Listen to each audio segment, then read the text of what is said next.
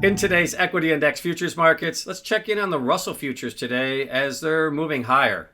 Russell futures holding on to a gain for a second session, and today we're looking at the futures market up just under 0.5%, currently at the 2230 level.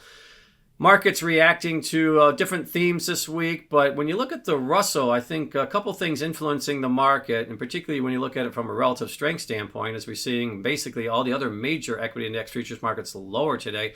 Russell holding on to a gain, and one of the driving factors, I think, is the lower dollar. The dollar is under some pressure, trading down to a 2-week low.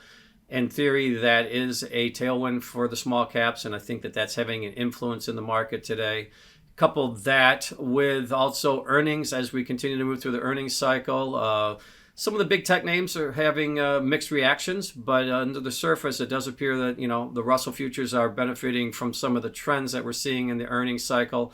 And I think that's another factor contributing to why the small caps are showing relative strength. Now, price action today, the Russell futures are coming off basically a 3-week low to trade higher here for a couple different days in a row and moving back up towards the range that it was in last week, where the other major equity index futures markets, after some strength on Friday, are all realizing further selling pressure today after the move higher on Friday.